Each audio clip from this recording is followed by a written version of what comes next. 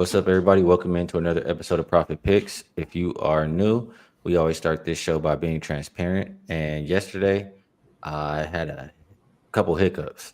My fingers did not let me push confirm on the Sun. I didn't lose on that, but I did take first quarter and first half over in that Aces game. And boy, 7 minutes with no scoring. You know what I did, bartender. So not a good night for me yesterday. Have to do better here today. Vino, I know you had at least one winner because you gave it on the show. And secondly, I had a couple people come up to me after the game and say, Rob Veno, Aces team total under. So hopefully the rest of your day was good as well. How you doing, Vino? I'm doing good, buddy. That was the only play that I released yesterday. Was not actually? I'm wrong. Let me just rephrase. The play I released to clients was the Liberty first half team total over 43.5, which got there. They got to 46. The play I used as the best bet was on this show was the secondary play, as you mentioned. Aces team total under 89.5, and they did. It kind of went to form the way we described it yesterday. Skee. The fourth quarter was low scoring. Becky did manage minutes really well in that one. I don't think anybody played 29. So, 85 to get to 90 is tough unless you're going to shoot it really, really well. And like you say, boy, that 19-0 start by the Aces. I mean, Connecticut, come on, get something in the bucket. No, but it was a good day. Yeah, it went opposite of what I thought. I mean, couldn't score for the first 7 minutes, and then after that, they started scoring just fine, just normal. I thought it would be more scoring early and less late, but today is a new day. We'll see if we can make some money here with the two games that we have. Appreciate you guys tapping in. A lot of the usual suspects, and let's see, what is Brian H saying here. He said the Sun in Vegas under fourth quarter was a good call. Skee, believe that was you. Thank you. I did say it, but well, I'm glad you won if you took it, but I'm not gonna lie. I told you what happened after the first 7 minutes. I don't even remember that last fourth quarter. And there goes Siobhan cashing with Mr. Rob Veno. All right, let's see if we can find some winners today. First game we'll talk about Sparks at the Fever. And this one opened up Fever minus 10.5. It's down as low as 5. There's 5, there's 5.5, there's 6. So make sure you line shop. Total open 170.5. When I was leaving the sports book yesterday, at least where I was at, it was as high as 174. And it's now down as low as 167. And we obviously all know Caitlin Clark is not going to be available tonight, as well as Demiris Doncic. I mean, two shooters. I know Clark has not been shooting it well lately, but two shooters, floor spacers for this Indiana Fever team are not going to be out there tonight. For the Sparks, the usual suspects, Cameron Brink, Ray Burrell, Julie Alleman missing another game, and Odyssey Sims. I mean, it keeps saying personal. I can't help but think. I mean, I saw a tweet about it. Like, is she pulling a Bonner? And I saw another tweet. I wish I could give him credit. It said, yeah, that means she don't want to play no more. But I don't know what's up with Odyssey Sims. They desperately miss her. The offense has not been the same for the Sparks since she's been out. However, this Fever defense is not very good. I think they're a little bit better when Caitlin Clark is not on the court, but still not very good overall. So it makes it hard. Like, I think the Sparks can score on them. If they had a point guard, I would really love a Sparks team total. It's at 80.5. I just think that's low playing against the Fever. But either that or, we get in the ass end of the line here, Vino. Sparks were double digits, but I think they're live to win this game. How are you viewing this one? Yeah, I mean, they should be live to win this game. If I just go back to the 5 games where Caitlin Clark didn't play because of the quad injury, their offense didn't look right. And I'll tell you who especially didn't look right was Kelsey Mitchell. I think Kelsey Mitchell misses Caitlin Clark in the lineup as much as anybody. You go back and check her game logs for that 5-game span between May 28th and June 10th, where Clark wasn't available, and she was not the same player. The other night, she lit it up for Indiana against Seattle. So they're back to that situation where they don't really have a primary ball handler. The question in this case is, though, like we say all the time, LA's defense is no good. Can they even take advantage of this? And I would say this. They did sign Ari McDonald, though. Very true. Very true. So you have a player coming in McDonald who's veteran and can maybe steer the ship while Clark tries to get healthy here. But the way Indiana scores in the paint, Skee, is crazy. They're number 1 in the league in points in the paint. They dominated the other night against Seattle inside. I think Aaliyah Boston had 31. And you watch the Sparks against the Sky. Cardoso went crazy. Angel Reese was all over the glass. And LA's just too little to defend inside. And so I think that Indiana can score almost at will if they can get it in there in the interior into the paint. Maybe that's their method of scoring here. And for the Sparks, I think you mentioned it, Indiana's defense really not that good. Kelsey Plum, for what it's worth, her perimeter shooting, every time I watch, just doesn't seem to be on point at all lately. But they have so many scorers on that team that you would think they'd be able to score. I don't see any other way to play a Sparks game at this point in time where total is concerned other than over. But I do fear 168 might be a little bit too high simply because the Fever looks a little disjointed when Clark's not running the show. Do I want to take 5 points with the Sparks? I'm not sure because they can give up a 10-0 run in a blink, and that could cost you a game. So I didn't play it either way. I couldn't even find a way to shorten it up, to tell you the truth, and maybe play first quarter, first half, something of that nature. So I let it go. Let's see how Indiana fares without Clark, because it looks from the initial reports that she may be out more than just this game. And I think that Commissioner's Cup is coming next week against Minnesota. And if she doesn't play there, maybe we can take advantage. But I'd rather see how they look, like you say, with McDonald at the point. Maybe we can, maybe they can look a little better than they did that first 5-game stretch without Caitlin Clark. Yeah, man. I was doing work. I was researching and doing write-ups and working on stuff for like 2 hours yesterday. And I was liking the over in this game. I really was. But now if you don't have starting point guard on both teams, it just I can't feel as confident as I did. And I feel like I wasted my time doing that work. I wish I would have known she was out before. But I guess at the current moment, I'll just I'll lean with Sparks. But this thought is just in the back of my mind, like I think Ari McDonald has something to prove. She really deserves a roster spot. Odyssey Sims on the other side, right? Didn't I swear Odyssey Sims took Ari's spot? So I feel like Ari, and she should have been re-signed to the Sparks. So if I'm not mistaken, like I think she'll come out playing with an edge. I know the Fever are still barely at 500. They need wins. In that last game, I mean, Caitlin Clark, she wasn't doing anything positive. Everything was a negative. She was throwing up bricks. She was turning it over. Whenever she was on the court, the other team was creeping back up or, took a lead. Whenever she was off or deferring, the Fever started to score and get ahead again. So I think they can still win by this margin. So that's the reason for me not to play. That's what I'm saying, all that to say. And one last thing about the Aaliyah Boston. Her points per game go down by like 7 or 8 points per game without Caitlin Clark.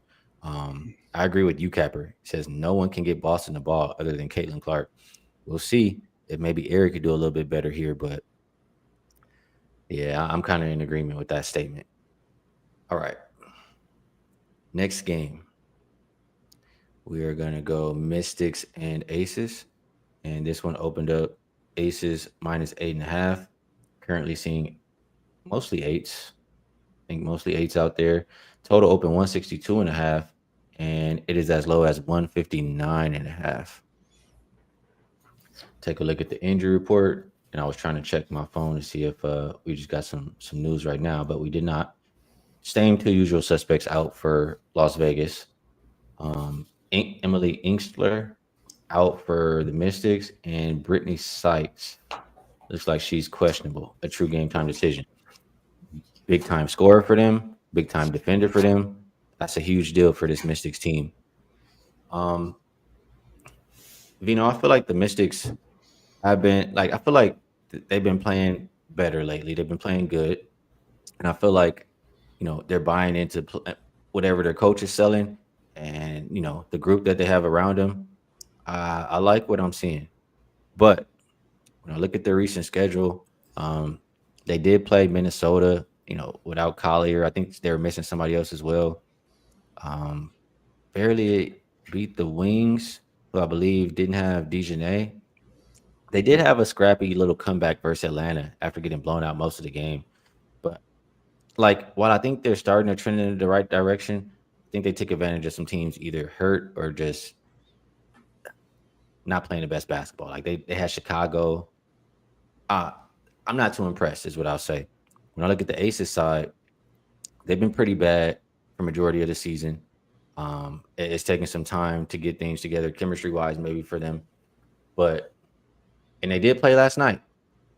But the game versus the Fever, that fourth quarter, it was like they flipped the switch. Maybe even the whole second half, but yeah, third quarter and fourth quarter, I'll say they kind of flipped the switch, and it looked like the Aces that we expect to see. They kind of rolled that over versus a shorthanded Connecticut team. And we saw that first quarter, what was it, 17-0, 15-0, something like that. And again, Connecticut was missing their best scorer and one of the, if not probably the worst team in the W. But still can't ignore that the Aces were doing things well. The Aces were playing hard for majority of the game, and that's what has been lacking. So this is an Aces team who I believe is exactly at 500. I don't think they're satisfied. I think this is a team that know they've underperformed this year. Nobody played 30 minutes yesterday. I think that the Aces can win this game by margin. And even more than that, I think it can start off early, like a first half. Mystics have been really bad, especially in the second quarter. So those are my initial thoughts while I pull up or look up a couple more things on the charts. What do you think about that, Vino? Well, let me say this real quick. You could see 2 pages full of notes here on this game because I did a video for Wager Talk.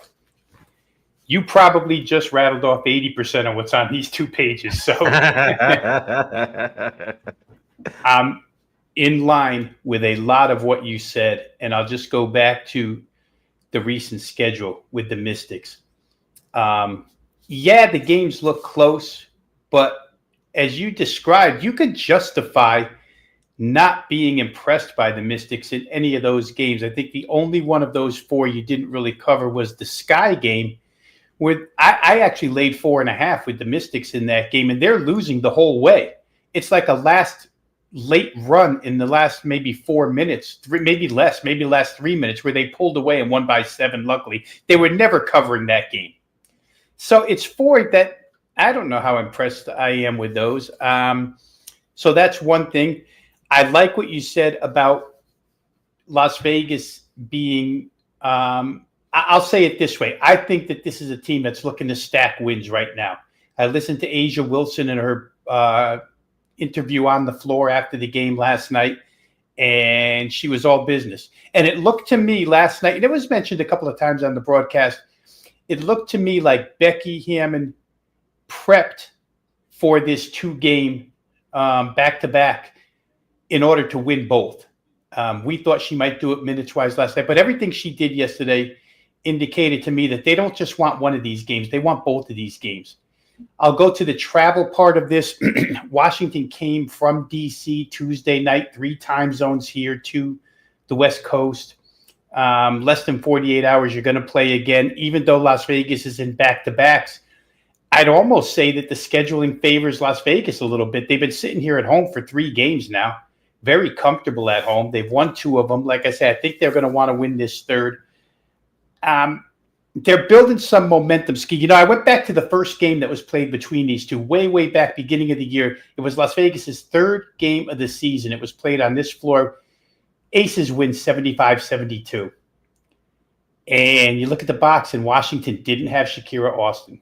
Washington didn't have Brittany Sykes. But I justify it by saying it was only Las Vegas's 3rd game, getting used to Jewel Lloyd. Things were so discombobulated back then. It looks different now on the floor for the Aces. So I kind of threw that game out as just a beginning of the year type thing. The last thing you said was the one that pushed me over the edge, and the reason why I made this bet. I bet Las Vegas first half -4.5. I think we've said it before. The Mystics have been a terrible first half team. You mentioned it. They're 4-10 against the spread first half. And Las Vegas, as a home favorite, is 3-1 first half against the spread. So to sum it up, I just feel like this team, Las Vegas, is going to be ready from the opening tip. I think they showed us last night that they were preparing for 2 games, not just one. They kind of cakewalked their way through once they got the big lead last night. They won't do that here.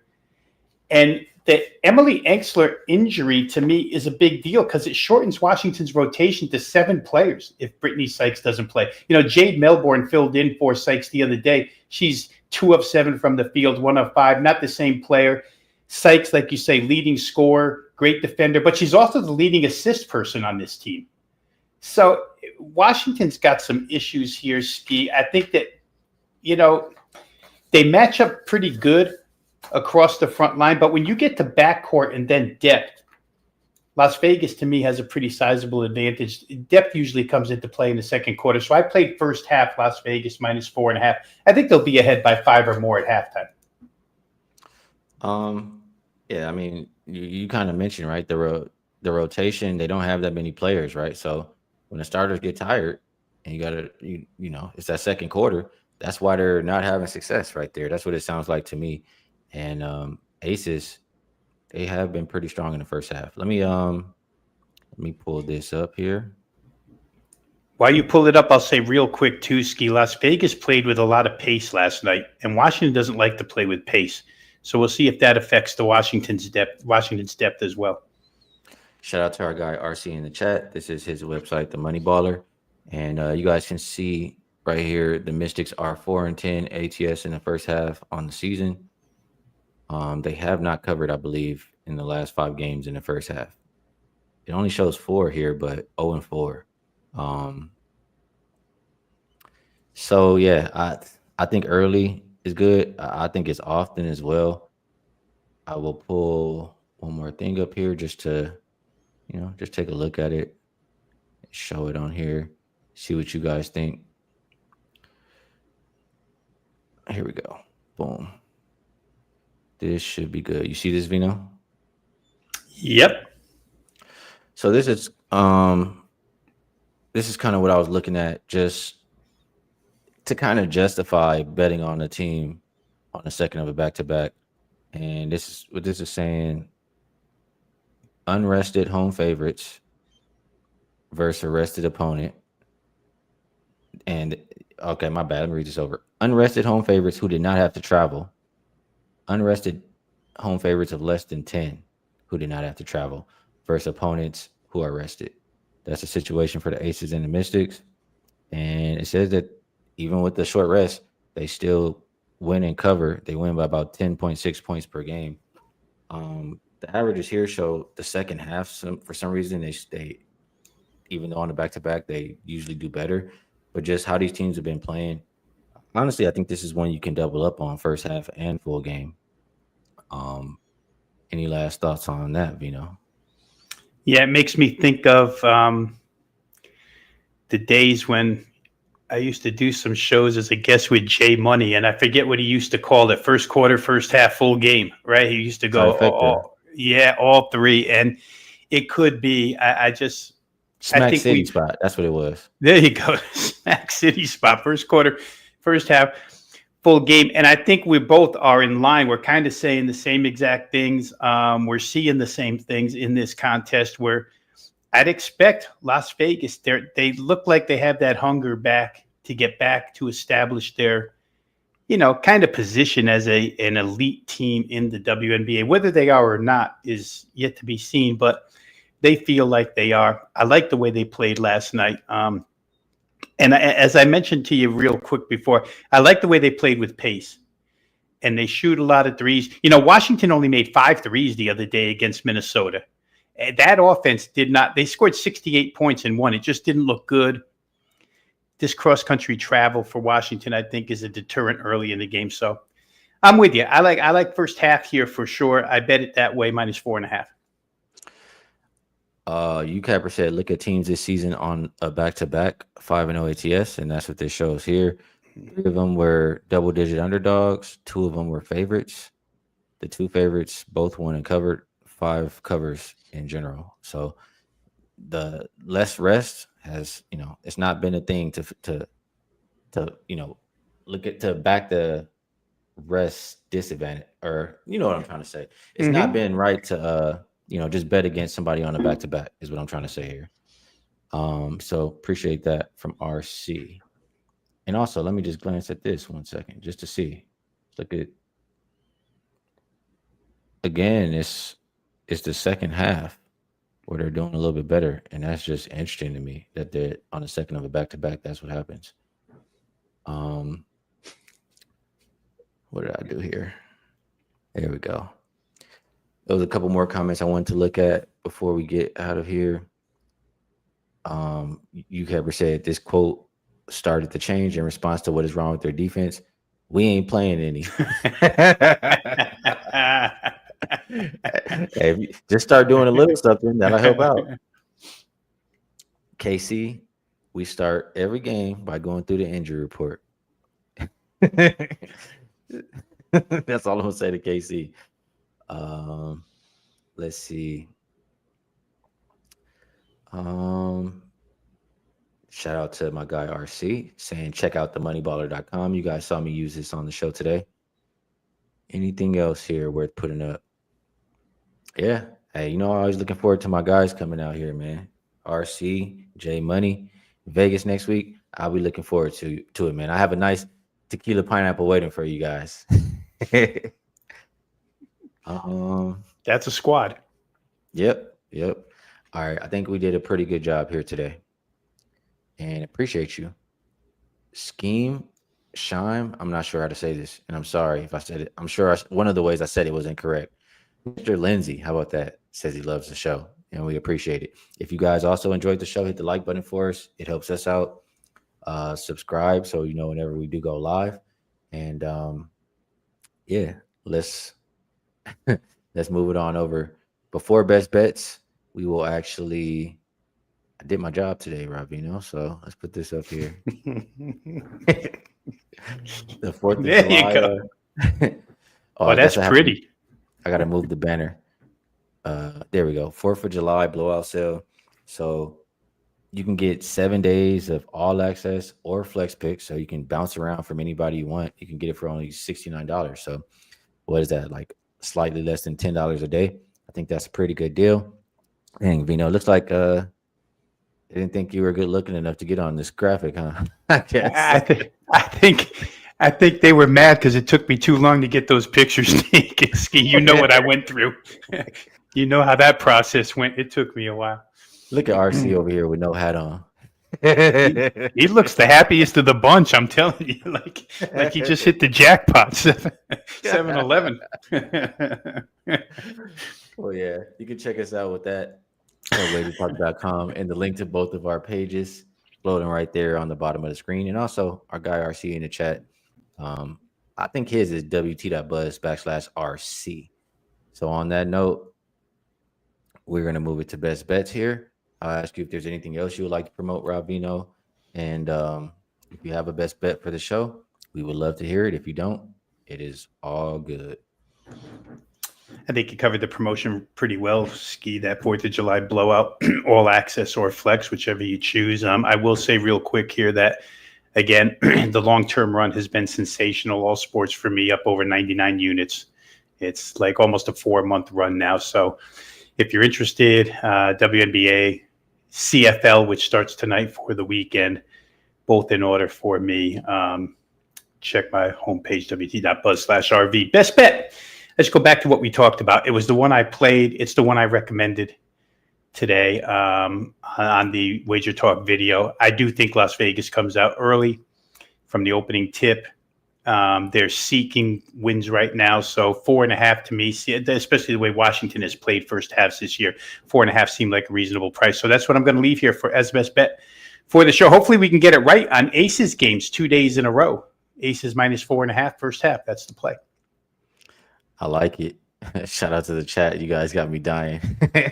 Uh-oh. Casey says, yeah, keep your hat on, RC. For myself, I don't have anything else to promo. I think we did a good job already. I haven't played anything yet, so I don't like to give anything I haven't played. But what I like the most right now is Aces first half and full game. I'll likely get involved with one, if not both. And that's how we will rock out today. Before we do get out of here, Veno, man, you remember I told you I spent 2 hours doing research and work. I had the best bet for tomorrow, but that Caitlin Clark injury threw it off too. So now I got to do some more research and find another one. So it's no best bet, up on my page, but I told you where I'm looking to put my money today. All right, appreciate you, Rob Veno, for always taking the time to cap these games. Helps me out in my process, helps the chat out. Provided a winner last night. Let's see if we can get another one here tonight. For you guys in the chat, good people, good cappers. You guys help make the show what it is, and you keep us laughing the entire time while you do it. Shout out to the people watching everywhere, whether it's YouTube, Facebook, Twitter, Spotify, Apple. We appreciate all of you. And we have a much bigger slate tomorrow. We have 1, 2, 3, 4, 5 games. So we'll be back here again tomorrow, 10:30 a.m. Pacific Standard Time, 1:30 Eastern, and we'll catch you all then.